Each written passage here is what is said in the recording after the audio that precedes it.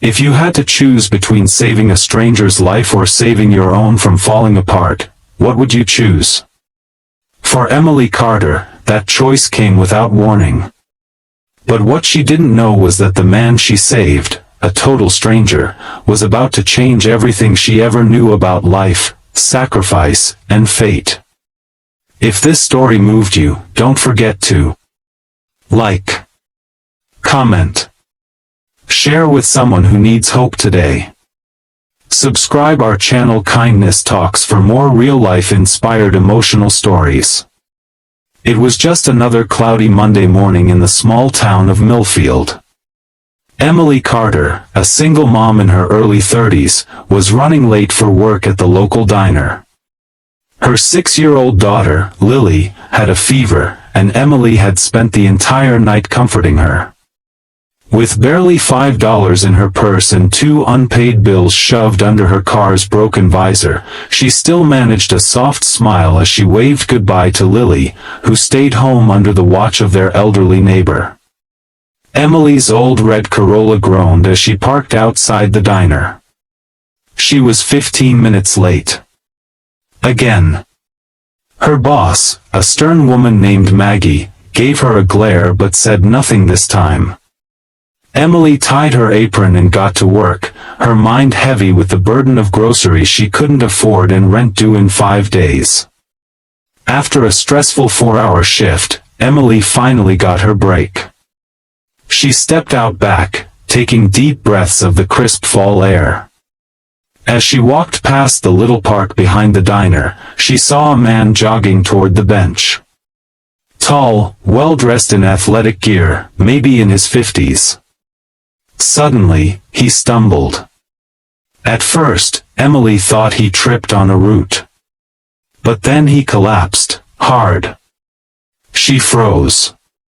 A few others in the park gasped but didn't move. She ran. "Sir? Sir, can you hear me?" she called out, kneeling beside him. His eyes were rolled back. No pulse. No breathing. Adrenaline took over. Her hands trembled as she started CPR, the same CPR she'd learned during her CNA training years ago, a dream cut short when Lily's father left and she had to drop out. 1, 2, 3, 4, she counted, compressing the man's chest, tears threatening her vision. Minutes felt like hours. Her arms ached. Someone called 911. Sirens were heard in the distance. She continued. Relentlessly. Without thinking about her aching feet or her unpaid bills or the fact that she'd left her coffee unfinished. Finally, he gasped. The man's eyes fluttered open just as the paramedics arrived.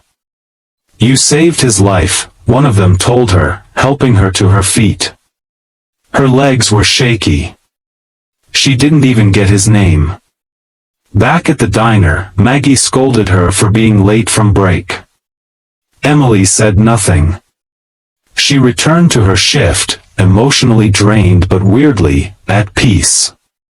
But fate wasn't done testing her. The next morning, Emily walked outside to get to work, and her car was gone. Vanished.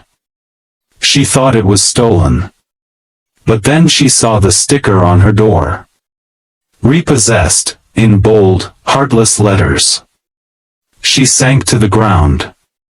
She had been behind on payments, 3 months, to be exact. She had begged the finance company just last week for more time. They'd said no.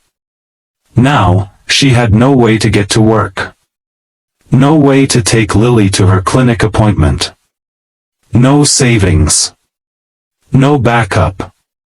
Her hands trembled again, but this time, not from saving someone, from helplessness. Emily had given someone their life back just a day ago. And now, she was losing hers piece by piece. Emily didn't call in sick, she walked to work. Over 3 miles. Her feet blistered, her back aching, but she didn't give herself the luxury to cry. She needed this job. For Lily. For survival. When she arrived, Maggie barely noticed. The diner was busy, and Emily, like always, got to work. Coffee, pancakes, orders, spills, tips, only $4 in change today. Not even enough for bus fare.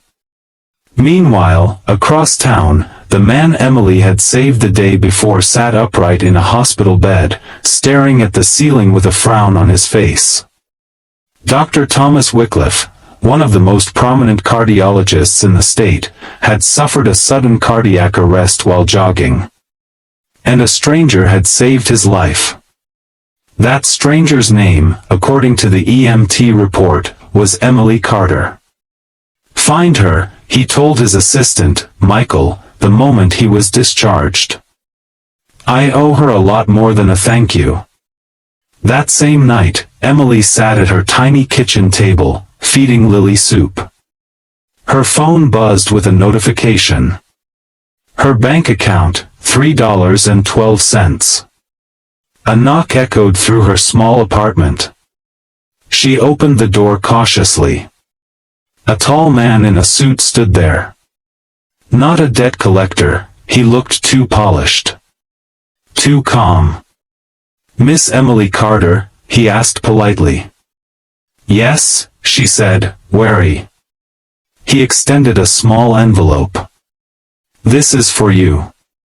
From Dr. Thomas Wycliffe. He said, he remembers everything. Emily opened the envelope with trembling hands. Inside was a handwritten letter. Dear Emily. You didn't know me. You didn't owe me anything. But you gave me the most precious gift anyone could, a second chance at life. I learned that you walked away after saving me. That you never asked for a reward. That the world, unfair as it can be, repaid you with hardship. Please accept this not as charity, but as gratitude from a man who saw death and was pulled back by your courage. Check enclosed. Inside the letter was a check. Emily blinked twice. Then gasped. $50,000. Tears fell freely now. Her knees buckled, and she fell onto the couch. Lily looked up, confused. Mommy, are you okay? She pulled her daughter into a hug, sobbing. Yes, baby. We're gonna be okay now. 2 weeks later, her car was returned, paid in full. Bills cleared. Groceries in the fridge.